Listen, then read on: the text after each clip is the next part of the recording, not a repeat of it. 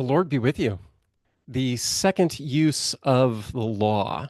So there are three uses of God's commandments, three different ways we actually put them into practice, how we actually use them, how we apply them to our lives. And so this is the second use of the commandment. And by analogy, the law serves as a mirror or as a hammer and actually have object lessons. I have a mirror here which shows something really weird.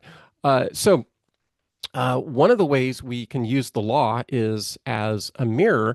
And so the right way to do this is the most important use of God's law. Why he primarily gives us the law is so that I can look at myself in the mirror and you can see, look at that. You can see me through the mirror. So when I use the law correctly, I hold up the mirror of God's law and I see my face in the mirror. I'm seeing myself for who I truly am. And so this can lead to one of two things. If I'm doing the law correctly, the law says you shall not steal, and I don't steal. I look at myself in the mirror of God's law and I go, Steve, good job. Good job not stealing. Good job not taking what God has not given to you. And the result of God's law, according to the second use of the law, is pride. The law, when you obey it, leads to pride. But when you don't obey God's law, when you don't follow God's law, when you trip up, it shows you your sin. And that's the primary use of God's law, is to show us our sin. So when I look at the law and I go, whoa, I am not measuring up to God's law. When I look at myself in the mirror of God's law, I see myself as wicked, evil, a rebel against God, taking God's good gifts and destroying them. That's the primary use of God's law. It's a mirror that shows us our sin, or it's like a hammer or a sledgehammer where God beats us up, if you will, beats us up with the law, says, you have not measured up. Let me destroy your pride. Let me destroy your self-righteousness. Let me destroy your hypocrisy. And so the hammer of God's law shows us what we truly are, which is in rebellion against God. Because you know how I showed you my face before?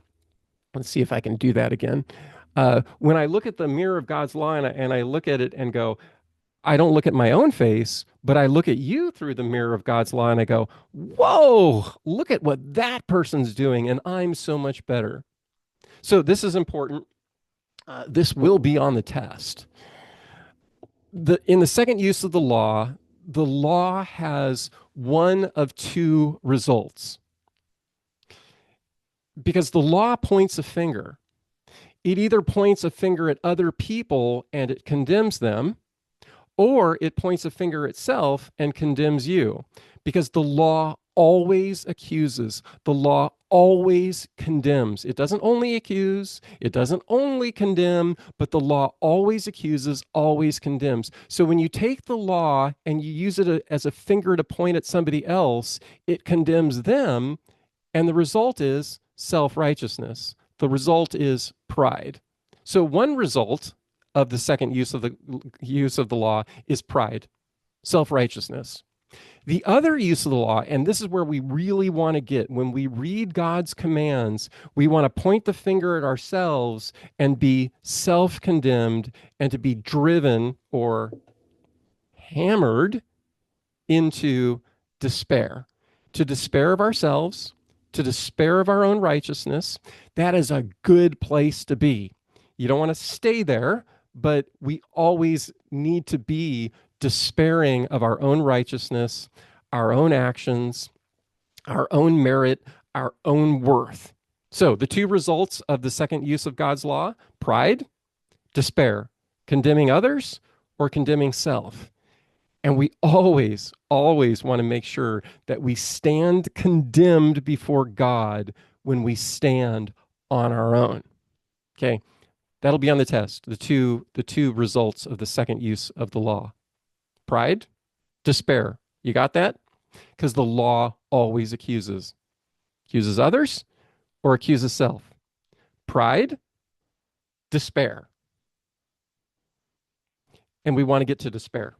Okay, we're just like, whoa, is he advocating despair? Yes, I am. Despair of self so that we can finally get eventually to the gospel where Jesus dies for us. All right, God's peace be with you.